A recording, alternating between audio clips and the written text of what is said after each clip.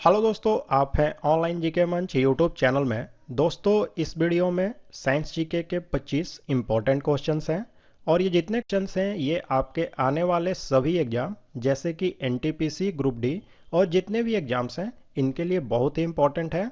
तो आप बिना वीडियो को स्किप किए पूरा अंत तक देखें। तो चलिए शुरू करते हैं आज का वीडियो। आज के वीडियो का पहला सवाल है, निम्न में से किसका अधिकतम ऊष्मीय मान होता है। तो यहाँ पर सबसे पहले आप समझें कि ये ऊष्मीय मान क्या होता है। तो देखिए, कोई भी ईंधन जो है उसकी अगर 1 ग्राम मात्रा को हम जब जलाते हैं ऑक्सीजन की उपस्थिति में, क्योंकि किसी भी चीज़ को जलाने के लिए जो ऑक्सीजन है वह ज़रूरी होता है, तो ऑक्सीजन की उपस्थिति में जब हम जलाते हैं तो उससे जो ऊष्मा निकलती है उसी ऊष्मा को हम कहते हैं उस ईंधन का ऊष्मीय मान। ठीक है। और यहाँ पर जो सबसे अधिक ऊष्मीय मान है वह हाइड्रोजन का है। अगर आपसे हाइड्रोजन का ऊष्मीय मान पूछा जाए तो वह होता है 150 किलो जूल प्रति ग्राम। ठीक है, इसे आपको याद रखना है। चलिए नेक्स्ट क्वेश्चन देखते हैं। लोलक घड़ी गर्मियों में सुस्त हो जाती है क्योंकि, इसके पीछे क्या कारण है। तो देखिए, लोलक जो होती है वह गर्मी के दिनों में थोड़ी सी लंबी हो जाती है, जिसके कारण जो घड़ियां हैं उनकी आवर्तकाल बढ़ जाती है और घड़ी सुस्त हो जाती है। तो राइट आंसर हो जाएगा ऑप्शन सी, लोलक की लंबाई बढ़ जाती है। और देखिए, इसका ठीक उल्टा सर्दियों के मौसम में होता है। पेंडुलम जो होती है वह तेज गति से चलती है। कारण यह है कि जो लोलक है उसकी लंबाई थोड़ी सी कम हो जाती है और घड़ी की जो आवर्तकाल है वह कम हो जाती है। ठीक है, तो दोनों को याद रखें आप। जल का वाष्प में परिवर्तन कहलाता है। तो देखिए, जल जो है वह वाष्प में बदलती है, तो वह एक तरह की भौतिक जो है वह परिवर्तन है। तो ऑप्शन बी भौतिक राइट आंसर होगा। देखिए, भौतिक परिवर्तन होता क्या है कि इसमें जो परिवर्तन करने वाले कारक होते हैं अगर उसको हम हटा दें तो जो वस्तु है फिर से अपनी प्रारंभिक अवस्था में आ जाती है। जैसे कि यहाँ पर देखें, जल जो है अगर ऊष्मा देते हैं तो वह वाष्प में बदल जाती है और फिर अगर हम ऊष्मा को जब हटा लेते हैं तो वाष्प जो है वह पुनः जल में बदल जाता है। ठीक है, तो इस तरह का जो परिवर्तन होता है उससे हम कहते हैं भौतिक परिवर्तन। नेक्स्ट क्वेश्चन देख लेते हैं। कौन सा पहला सफल क्लोन जंतु था। ठीक है, तो राइट आंसर है ऑप्शन है भेड़ जो है वही सबसे पहले इसका क्लोन बनाया गया था। और जिस भेड़ का क्लोन बनाया गया था उसका नाम था डॉली। इसका नाम भी आपको याद रखना है, यह काफ़ी एग्जाम में पूछा जाता है कि जो पहली भेड़ थी जिसका कि क्लोन तैयार किया गया था उसका नाम क्या था। तो उसका नाम था डॉली। और यह कब तैयार किया गया था, तो 1996 ईस्वी में। ठीक है, नेक्स्ट क्वेश्चन देख लेते हैं। प्रकाश वोल्टीय सेल होते हैं। तो प्रकाश वोल्टीय सेल जो है वह एक तरह के सौर सेल होते हैं। तो ऑप्शन डी राइट आंसर हो जाएगा। और ये जो प्रकाश वोल्टीय सेल होते हैं यह करते क्या है कि यह प्रकाश ऊर्जा को विद्युत ऊर्जा में बदल देते हैं। और इनको बनाने के लिए जो है वह सिलिकॉन जो है उसका उपयोग होता है। ठीक है, तो इन सबको आपको याद रखना है। दीमक को और किस नाम से जानते हैं, यानी दीमक जो है उसको और क्या कहा जाता है। तो दीमक जो है इसको हम कहते हैं श्वेत चींटी। ठीक है, व्हाइट एंट। तो ऑप्शन है राइट आंसर है। अगला सवाल देखते हैं। निम्नलिखित ईंधनों में से कौन सबसे कम वायु प्रदूषण करता है। ठीक है, तो वायु प्रदूषण सबसे कम करता है हाइड्रोजन और इसका ऊष्मीय मान भी सबसे ज़्यादा होता है 150 किलो जूल प्रति ग्राम। पीछे मैंने आपको बताया। और यह सबसे कम वायु प्रदूषण करता है। देखिए, होता क्या है कि जब हम हाइड्रोजन को जलाते हैं ऑक्सीजन की उपस्थिति में तो यह बना देता है H2O यानी कि पानी। ठीक है, नेक्स्ट क्वेश्चन देखें। नाभिक के अलावा कोशिका के किस कोशिकांग में डीएनए रहता है। अलावा माइटोकॉन्ड्रिया में और हरित लवक दोनों में पाया जाता है, लेकिन यहाँ पर ऑप्शन में लिखा है केवल माइटोकॉन्ड्रिया, तो ऑप्शन है माइटोकॉन्ड्रिया राइट आंसर होगा। लेकिन नाभिक के अलावा यह माइटोकॉन्ड्रिया और हरित लवक इन दोनों में पाया जाता है। ठीक है, अगर आपसे पूछा जाए कि डीएनए जो है इसकी खोज किसने की, तो यह की गई थी फ्रेडरिक मीसर के द्वारा। तो इसे भी ध्यान में रखें। पोखरण नाभिकीय परीक्षण 1947 का आधिकारिक कोड क्या था। तो देखिए, 1974 में जो नाभिकीय परीक्षण हुआ था यह एक भूमिगत नाभिकीय परीक्षण था, और यह जो है यह भारतीय परमाणु आयोग जो है उसने पोखरण में किया था। ठीक है, और यह हुआ था 18 मई 1974 को। ठीक है, और इसका जो कोड नाम था वह था स्माइलिंग बुद्धा। तो ऑप्शन है स्माइलिंग बुद्धा राइट आंसर है। चलिए अगला सवाल देख लें। निम्नलिखित में से कौन सा बहुलक जैव निम्नीकृत नहीं किया जा सकता है?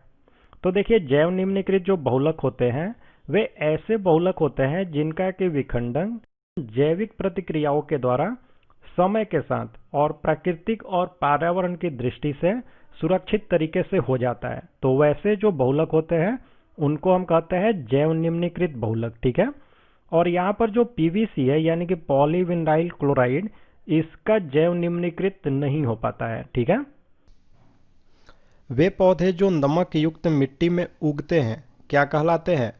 तो नमक युक्त यानी कि जो लवण युक्त जो मिट्टी होती है उसमें जो पौधे उगते हैं उसे हम कहते हैं हैलोफाइट। ठीक है, हैलोफाइट।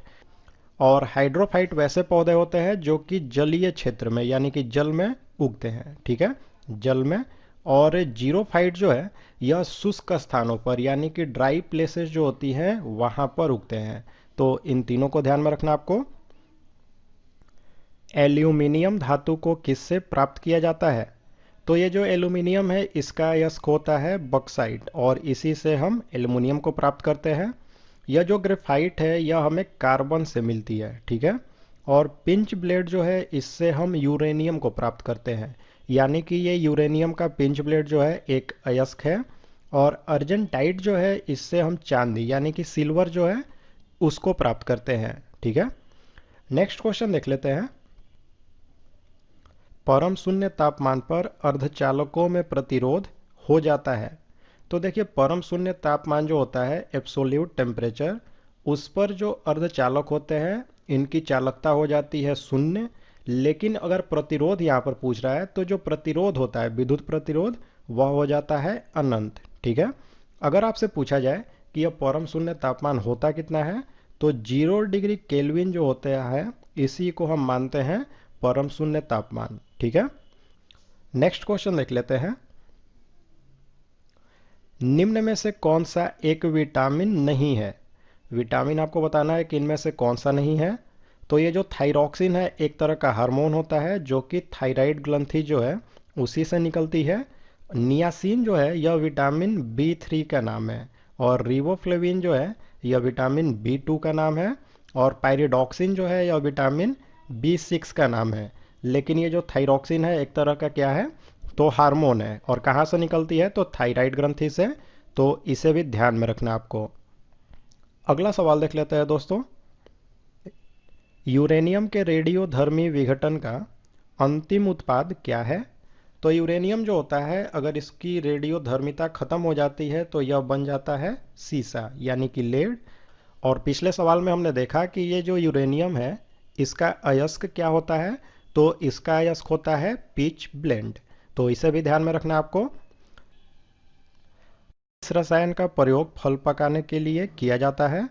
तो देखिए, फल पकाने के लिए हम प्रयोग करते हैं कैल्शियम कार्बाइड का, और इसका रासायनिक सूत्र होता है CaC2। ठीक है, देखिए होता क्या है कि फल को पकाने के लिए एक्चुअली में एसिटिलीन गैस जो होती है उसका उपयोग किया जाता है।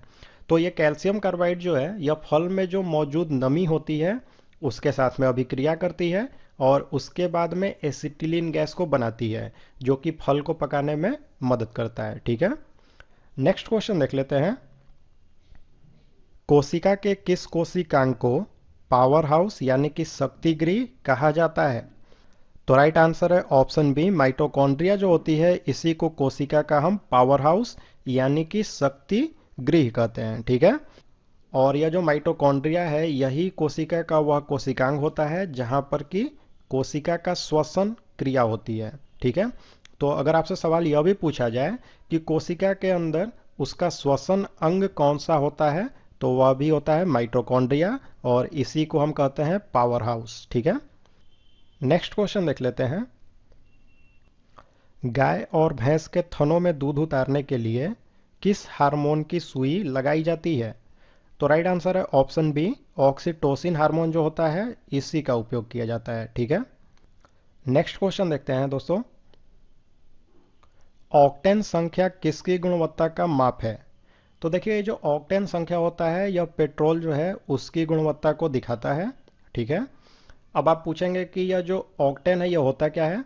तो ऑक्टेन संख्या जो है वह ज्वलन स्थिरता जो होती है, यानी कि इग्निशन स्टेबिलिटी, उसी को मापता है। ठीक है,